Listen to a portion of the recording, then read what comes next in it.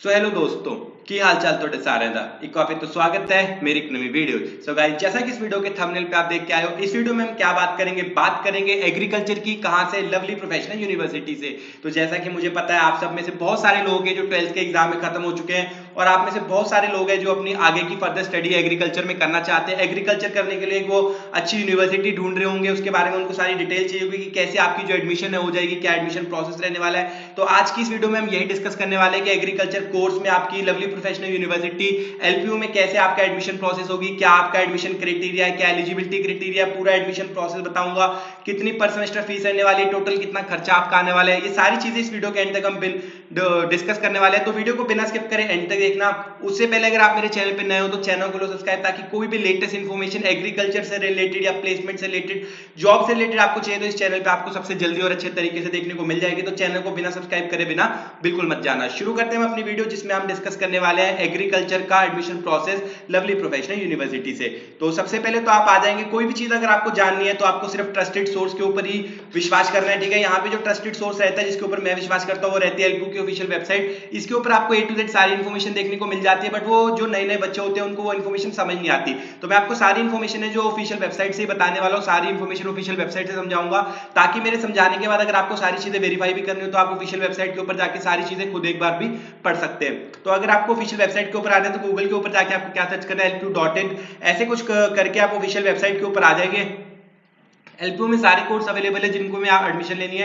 हम यहाँ पे स्पेसिफिकली बात करने वाले हैं कौन से कोर्स की, एग्रीकल्चर की। तो आप एडमिशंस पे आएंगे, रेगुलर प्रोग्राम्स पे क्लिक कर देंगे। रेगुलर प्रोग्राम्स पे क्लिक करते आपके सामने ऐसे एक पेज खुल जाएगा, जहाँ पे आपको सारे प्रोग्राम जो कि एलपीयू में ऑफर किए जाते दिख जाएंगे, जिनमें से कि engineering, computer science, CSC, data science, cyber security, सारे कोर्स देखने को।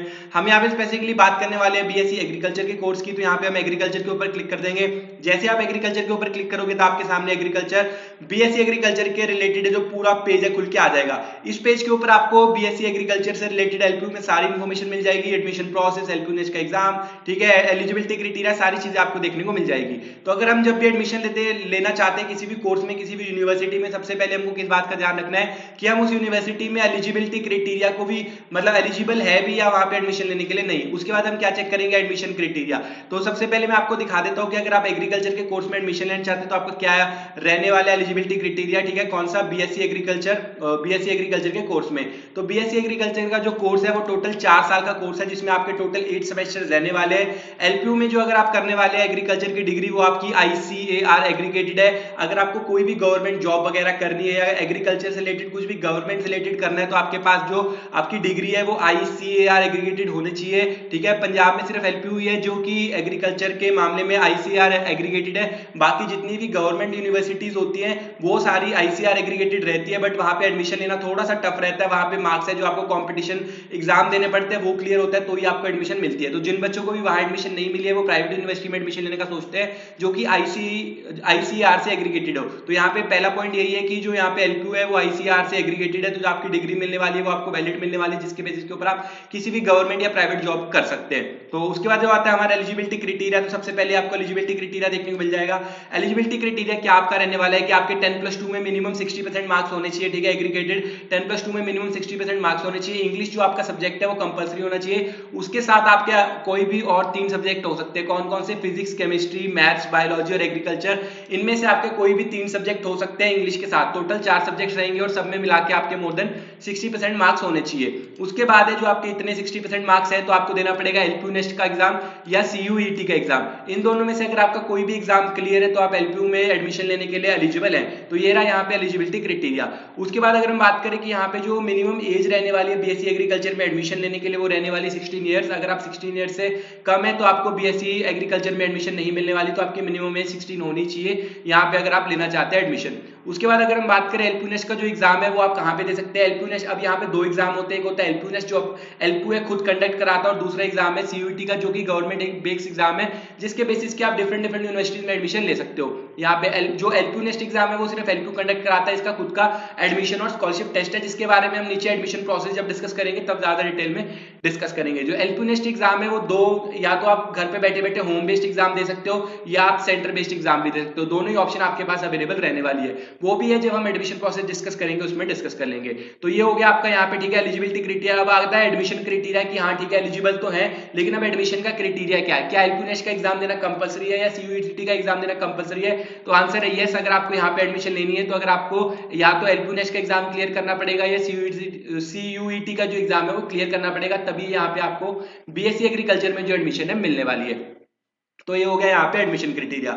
उसके बाद अगर हम बात करें यहाँ पे, ठीक है, आपको देना पड़ेगा अभी आपको पूरा बता देता हूँ कि आपका जो एडमिशन प्रोसेस क्या रहने वाला है। उसके बाद आपको फी स्ट्रक्चर बता दूंगा। अगर आपको फी स्ट्रक्चर पहले जानना है तो आपको फी स्ट्रक्चर पहले समझा देता हूँ, बट आपको एडमिशन प्रोसेस के बाद समझाऊंगा तो आपको ज्यादा अच्छे समझ आएगा कि एलपीयू नेस्ट का एग्जाम क्यों देना चाहिए, फीस में उससे क्या इफेक्ट आ जाएगा आपको और आपका टोटल खर्चा कितना लगने वाला है। तो एडमिशन प्रोसेस की बात करें तो एडमिशन प्रोसेस बहुत ही ज्यादा सिंपल है। अगर आपको एलपीयू में एडमिशन लेनी है बहुत ही ज्यादा सिंपल प्रोसेस है, घर बैठे बैठे आप पूरा प्रोसेस कंप्लीट कर सकते हैं। जो पूरे प्रोसेस में आपका 5 स्टेप का प्रोसेस रहने वाला है। पहला प्रोसेस आपका रहेगा कि आपको साइन अप करना है, मतलब कि ऑनलाइन फॉर्म फिलअप करना है। ऑनलाइन फॉर्म फिलअप करने के बाद आपको एलपीयू नेस्ट का जो एग्जाम है उसके लिए अप्लाई करना है। अगर आप सीयूईटी का एग्जाम दे रहे हैं तो आप उसके जो मार्कशीट वगैरह स्कोर्स है वो एलपीयू की जहां पे आपने फॉर्म भरा होगा उस पर आपको आईडी पासवर्ड मिलेगा, वहां पे अप्लाई कर सकते हैं और वहां पे उसको अपलोड कर देंगे, ठीक है। वो अगर आप वो एग्जाम दे रहे हैं तो आपको एलपीयू नेस्ट देने की जरूरत नहीं है, लेकिन मैं आपको रेकमेंड करूंगा कि आप सब लोग एलपीयू नेस्ट का एग्जाम में जरूर दें। उसके क्या बेनिफिट होंगे, कैसे होंगे, वो आपको थोड़ी देर में समझाता हूं। तो पहला स्टेप है आपको साइन अप करना है, फिर आपको एलपीयू नेस्ट के एग्जाम के लिए जो रजिस्टर करना है, उसके बाद आपको एलपीयू नेस्ट का एग्जाम है देना है। थर्ड स्टेप आपका रहने वाला है। उसके बाद आपको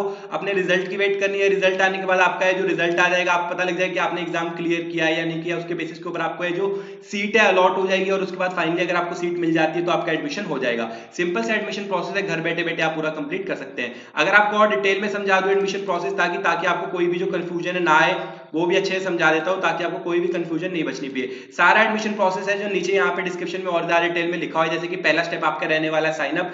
कैसे साइन अप करना है वो भी आपको बता देता हूं। सबसे पहले आपको क्या करना है, रजिस्टर करना है। एलपीयू एडमिट के बेसिस के ऊपर कैसे क्या डालना है आपको, अपना नाम, email ID, mobile number, state, gender, password, ये सारी चीजें हैं जो आपको एडमिशन फॉर्म में डालनी है। एडमिशन फॉर्म का लिंक आपको कहां मिलेगा, नीचे डिस्क्रिप्शन में आपको लिंक मिलने वाला है, जिसके ऊपर क्लिक करते हैं आप एडमिशन फॉर्म के ऊपर पहुंच जाएंगे। वहां पे जाके आपको अपना name, email ID, mobile number, state, gender, password, ये सारा कुछ डालना है। वो डालते आपको अपना पासवर्ड और ये सब है जो कहां पे आ जाएगा, ईमेल के ऊपर आ जाएगा। ईमेल आईडी के ऊपर आपको आपका मेल और आईडी पासवर्ड आ जाएगा। उसके बाद आपको ये जो नीचे डिस्क्रिप्शन में दिया गया लिंक था उसके ऊपर ही दोबारा क्लिक करके आपको लॉगिन वाले पोर्टल पे चले जाना है। जब आप लॉगिन वाले पोर्टल पे चले जाएंगे तो आपको जो यूजर नेम और पासवर्ड आपकी ईमेल के ऊपर आया है वो डाल के लॉगिन कर लेना है। तो आपका पहला साइन अप का प्रोसेस है जो कंप्लीट हो गया। नीचे डिस्क्रिप्शन में दिए गए लिंक से अगर आप रजिस्टर करते हैं तो आपको जो एलपीयू नेस्ट की फीस है उसके ऊपर भी फ्लैट 50% का डिस्काउंट मिल जाता है, ठीक है। तो मैं आपको रेकमेंड करूंगा कि आप नीचे डिस्क्रिप्शन में दिए गए लिंक से ही रजिस्टर करें एलपीयू नेस्ट के एग्जाम के लिए। और एलपीयू के मतलब जो आपको अपना साइन अप करना है वो नीचे डिस्क्रिप्शन में दिए गए लिंक से ही करना है। डायरेक्ट लिंक देंगे आप सीधा ही जो साइन अप वाले पेज पे पहुंच जाओगे।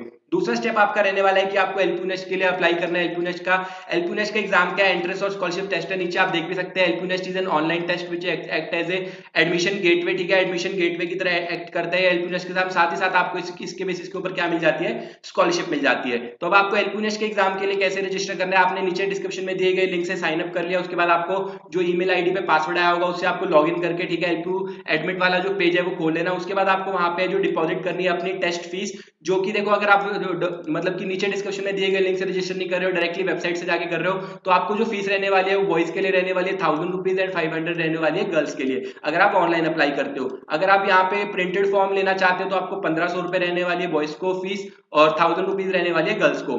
तो अगर आप नीचे डिस्क्रिप्शन में दिए गए लिंक से रजिस्टर करते हो तो ये जो फीस आपको दिख रही है ना एलपीयू नेस्ट की 1000 रुपीज बॉयज के लिए और 500 गर्ल्स के लिए, इसके ऊपर आपको फ्लैट 50% का डिस्काउंट मिल जाता है। जिसके बाद जो बॉयज की फीस रह जाएगी 500 रुपीज रह जाएगी, गर्ल्स की रह जाएगी 250 रुपीज रह जाएगी। तो उसके बाद आपको फीस सबमिट कर देनी है, ठीक है। नीचे डिस्क्रिप्शन में दिए गए लिंक से आपने रजिस्टर किया होगा तो आपको सीधा बॉयज को 500 पे करना है और गर्ल्स को 250 पे करना है। तो आपकी जो एलपीयू नेस्ट की टेस्ट फीस है वो आपने डिपॉजिट कर दी। उसके बाद आपको अपना एप्लीकेशन फॉर्म है जो फिलअप करना है, जिसमें आपका नाम, नंबर, ये सारी चीजें पूछी जाएंगी, ठीक है। आपका जो डॉक्यूमेंट्स वगैरह, फोटोज वगैरह आपको अपलोड करनी पड़ेंगी, वो सारी अपलोड कर देना जैसा ही मेंशन होगा। उसके बाद आप पहुंच जाएंगे थर्ड स्टेप पे। थर्ड स्टेप पे आपको क्या करना है, अपना एग्जाम स्लॉट बुक करना है। एग्जाम स्लॉट है जो आप अपने अकॉर्डिंग बुक कर सकते हैं। इंपॉर्टेंट डेट्स है वो भी आपको बता देने वाला हूं, कब से कब होने वाली है वो भी आपको बता दूंगा। तो आपको अपना जो एग्जाम स्लॉट है वो बुक करना है कि किस डेट एंड टाइम पे आपको एग्जाम देना है। आपके पास दोनों ही ऑप्शन अवेलेबल है, या तो आप घर पे बैठ के एग्जाम दे सकते हैं या आप सेंटर बेस्ड एग्जाम दे सकते हैं। अगर आप घर पे बैठ के एग्जाम दे रहे हैं तो घर पे बैठ के एग्जाम देना ही यहाँ पे रिकमेंडेड है आपको। आपका घर पे बैठे बैठे इजिली एग्जाम हो जाएगा, कहीं आपको जाना नहीं पड़ेगा, कोई खर्चा नहीं करना पड़ेगा। घर पे एग्जाम देने के लिए जो रूल्स एंड रेगुलेशंस आपको फॉलो करने हैं उसके लिए मैंने ऑलरेडी एक बहुत ज्यादा डिटेल में जो वीडियो बना रखी है, जिसका लिंक ऊपर आपको आई बटन पे मिल जाएगा, वो वीडियो जाके आप देख सकते हैं। उसमें मैंने आपको सारी चीजें बहुत ज्यादा डिटेल में बताई है कि घर पे बैठे एग्जाम देने के लिए आपको क्या क्या नीड चाहिए, क्या क्या रूल्स एंड रेगुलेशंस आपको फॉलो करने पड़ेंगे। यहाँ पे अगर इन शॉर्ट में बताऊं तो आपको घर पे एग्जाम देने के लिए चाहिए एक लैपटॉप, उसमें आपका कैमरा और माइक वर्किंग होना चाहिए और आपके पास एक माउस होना चाहिए और वाईफाई कनेक्शन होना चाहिए अच्छा, तो घर पे बैठे बैठे आप एग्जाम दे सकते हैं। अगर आप सेंटर बेस्ड एग्जाम चूज करते हैं तो अपने अकॉर्डिंग आप अपने नियरेस्ट सेंटर को चूज कर सकते हैं, डेट एंड टाइम चूज कर सकते हैं, फिर उस दिन आप सेंटर पे जाके वो एग्जाम दे सकते हैं। वैसे मैं रिकमेंड करूंगा कि सबसे बेस्ट आपके लिए रहने वाला है कि आप घर पे बैठे बैठे ऑनलाइन टेस्ट दे अपने, अगर आपके पास लैपटॉप नहीं है तो आप अपने नियरेस्ट साइबर कैफे में जाके जो ऑनलाइन टेस्ट है दे सकते हैं। ठीक है, ये था आपका पूरा एडमिशन प्रोसेस। उसके बाद अगर हम अगले पे चल जाएंगे, आपने एग्जाम दे दिया, एग्जाम देने के बाद आपको अपने इसका स्कोर कार्ड का वेट करना है, रिजल्ट का वेट करना है। आपका रिजल्ट आएगा, रिजल्ट अगर आपने क्लैरिफाई टेस्ट आपका क्लियर होगा तो उस पे ऊपर लिख के आ जाएगा कि आपने टेस्ट क्लियर कर लिया और आपको कौन सी कैटेगरी की स्कॉलरशिप मिली। यहाँ पे 3 कैटेगरी की स्कॉलरशिप रहती है, कैटेगरी 1, कैटेगरी 2, कैटेगरी 3। आपके स्कोर के बेसिस के ऊपर आपके रिजल्ट कार्ड के ऊपर लिखा होगा कि कौन से कैटेगरी की जो आपको स्कॉलरशिप है यहाँ पे मिल गई। उसके बाद जैसे आपका आ जाएगा तो आप अपनी सीट प्रेफरेंस फिल कर सकते हैं। जो भी कोर्स यहाँ पे बीएससी एग्रीकल्चर एक सिंगल ही कोर्स है, तो यहाँ पे आपको सीट प्रेफरेंस सिर्फ अपनी बीएससी एग्रीकल्चर ही फिल करना है। जिन कोर्सेज में अलग अलग ब्रांचेज होती है, जैसे कि हम बात करें इंजीनियरिंग में बहुत सी ब्रांचेज होती है, तो उनमें हमको प्रेफरेंस सेट करनी होती है कि पहले नंबर पे हमको कौन सी ब्रांच चाहिए, जैसे कंप्यूटर साइंस चाहिए, फिर उसके बाद ईसी चाहिए, उसके बाद मैकेनिकल चाहिए। अगर सीएससी में मतलब वो प्रेफरेंस फिल करनी होती है कि ये ब्रांच में मिल जाए, तो नहीं मिली तो सेकंड प्रेफरेंस क्या रहेगी, सेकंड में नहीं मिली तो थर्ड प्रेफरेंस करेगी। यहाँ पे आपको प्रेफरेंस है सिर्फ बीएससी एग्रीकल्चर ही फिल करना है। उसके बाद अपना अलॉटमेंट लेटर है जो आप डाउनलोड कर लेंगे और अपने नेक्स्ट एडमिशन प्रोसेस पे चले जाएंगे। नेक्स्ट एडमिशन प्रोसेस क्या है कि अगर आपको सीट मिल गई है तो आपको इनिशियल अपने 15,000 रुपए जो फीस पेमेंट है वो करनी पड़ेगी। सारी की सारी फीस पेमेंट सिर्फ आपको ऑफिशियल वेबसाइट के ऊपर करनी है, किसी भी एक्सटर्नल सोर्स के ऊपर आपको कोई भी पेमेंट है जो नहीं करनी। ठीक है, ऑफिशियल वेबसाइट के ऊपर पे करना, वहीं पे जो इनिशियल अमाउंट आपको अपनी सीट बुकिंग के लिए पे करनी पड़ेगी वो 15,000 रुपीज करनी पड़ेगी। उसके बाद आपको एक जो प्रोविजनल रजिस्ट्रेशन नंबर आपका दे दिया जाएगा जो कि आपको ईमेल आईडी के ऊपर आएगा। वो करने के बाद आपको अपने सारे डॉक्यूमेंट्स जैसे कि रिसेंट फोटोग्राफ, मेट्रिकुलर मतलब 10th की मार्कशीट और 12th की मार्कशीट वगैरह, एड्रेस प्रूफ, ये सारे डॉक्यूमेंट्स है जो आपको अपने पोर्टल पे एलपीयू एडमिट के पोर्टल पे जाके सारा कुछ सबमिट करना पड़ेगा। सारे सबमिट करने के बाद आप फिर अपना जो अगर आपको मेस वगैरह लेनी है, ट्रांसपोर्टेशन फैसिलिटी लेनी है, वो सब भी आप अपनी जो एलपीयू एडमिट की वेबसाइट है वहीं से ही बुक कर सकते हैं और उसकी फीस पेमेंट भी कर सकते हैं। जब आपने 15,000 पे कर दिए होंगे उसके बाद आपको एक लास्ट डेट है जो बता दी जाएगी कि जैसे 15 से 20 या 30 दिन के बाद आपको अपनी पूरी फीस पेमेंट करनी पड़ेगी अपनी एडमिशन कंफर्म कराने के लिए। 15,000 रुपए जो रहने वाली है वो आपकी सिर्फ सीट बुकिंग अमाउंट रहने वाली है। उसके बाद जो आपको टाइम दिया जाएगा उसके विद इन ही आपको सारा कुछ अपना है जो हॉस्टल, रजिस्ट्रेशन, मेस जो भी करना है सब बुक करके उसकी फीस पेमेंट कर देनी पड़ेगी। तो ये था पूरा एडमिशन प्रोसेस जो आपको फॉलो करना है। 5 इजी से स्टेप है जो मैंने आपको बहुत ज्यादा डिटेल में समझा दिया। उसके बाद इंपॉर्टेंट डेट की बात करें तो जो ऑनलाइन रजिस्ट्रेशन है वो 1 अप्रैल 2024 से स्टार्ट हुई थी। स्लॉट बुकिंग जो रहने वाली है वो 6 अप्रैल के बाद है, जो आपकी एग्जाम स्लॉट बुकिंग है वो स्टार्ट हो जाएगी। लास्ट डेट जो रहने वाली है वो 20 अप्रैल रहने वाली है, तो 20 अप्रैल से पहले पहले है जो आप अपना एलपीयू के एग्जाम के लिए जो रजिस्टर कर दे ताकि आपको कोई भी देरी ना हो। जो आपकी एग्जाम की डेट रहने वाली है वो 15 अप्रैल से 30 अप्रैल के बीच में रहने वाली है। आप कोई भी डेट एंड टाइम अपने अकॉर्डिंग चूज करके एग्जाम दे सकते हैं। रिजल्ट जो आपका आने वाला है वो 4 मई को आएगा और सीट एलोकेशन और जो काउंसलिंग है वो 4 मई को स्टार्ट हो जाएगी। यहाँ पे जो टेस्ट के बाद आपकी जो सीट्स रहती है वो लिमिटेड रहती है, तो लिमिटेड सीट्स के मतलब जो पहले रजिस्टर करके पहले एग्जाम देता है उनको सीट्स अलॉट कर दी जाती है। सीट्स खत्म हो गई और आपने एग्जाम नहीं दिया हुआ तो आपको यहाँ पे जो सीटें नहीं मिलने वाली। तो जो लोग भी एडमिशन लेने का सोच रहे हैं वो एटलीस्ट एलपीयू का एग्जाम देके क्लियर करके रख लो। उसके बाद अब यहाँ पे हम बात करते हैं कि कितनी फीस रहने वाली है, एलपीयू का एग्जाम देना क्या क्यों जरूरी है, उससे क्या डिफरेंस आने वाला है। तो अगर हम यहाँ पे बात करते हैं फीस की, तो फीस यहाँ पे जो रहने वाली है पर सेमेस्टर फीस रहने वाली है 1,20,000 रुपीज पर सेमेस्टर यहाँ पे फीस रहने वाली है। तो अगर आप एलपीयू का एग्जाम देते हैं तो एलपीयू के एग्जाम से आपको अगर आप कैटेगरी 1 की स्कॉलरशिप में आते हैं तो आपको अप टू 40% तक की जो स्कॉलरशिप मिल जाती है, जिसके बाद आपको पर सेमेस्टर मतलब 48,000 रुपीज की स्कॉलरशिप मिल रही है, जिसके बाद आपकी फीस पर सेमेस्टर कितनी रह जाएगी 72,000 रुपीज। अगर आप बिना स्कॉलरशिप के पढ़ रहे हैं तो 1,20,000 फीस है जो पर सेमेस्टर बहुत ही ज्यादा महंगी आपको पढ़ने वाली है। लेकिन अगर आपको एलपीयू के एग्जाम के थ्रू कैटेगरी 1 की कट ऑफ मिल जाती है और आपकी 40% स्कॉलरशिप लग गई तो आपको जो फीस रह जाएगी पर सेमेस्टर वो कितनी रह जाएगी सिर्फ 72,000 रुपीज।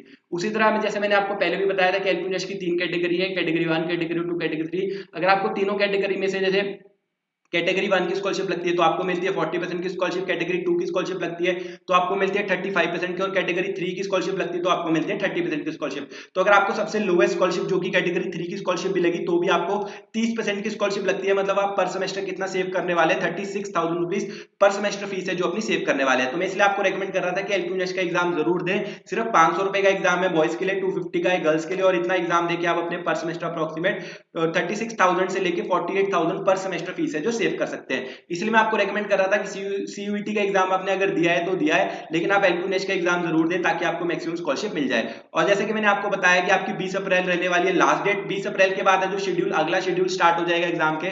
अगर आप इस शेड्यूल में 20 अप्रैल से पहले रजिस्टर नहीं करते तो अभी आपको जो मैक्सिमम स्कॉलरशिप मिल रही है वो 40% की।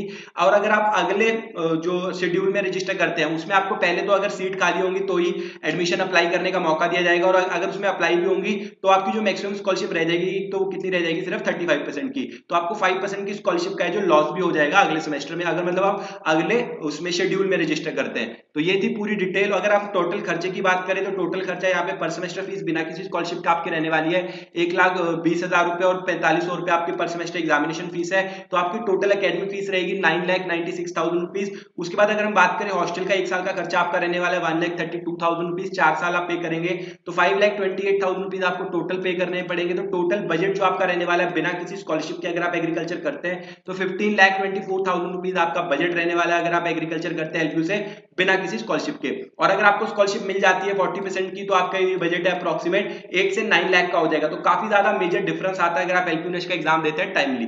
तो ये थी पूरी डिटेल एडमिशन प्रोसेस से रिलेटेड, LPU नेस्ट से रिलेटेड। आई होप मैंने सारी चीजें बहुत ज्यादा डिटेल में कवर कर दी हो। फिर भी अगर आपको कोई डाउट है तो मुझे नीचे कमेंट्स वगैरह में पूछ सकते हो। मिलते हैं ऐसे अगली किसी वीडियो में, तब तक के लिए बाय बाय।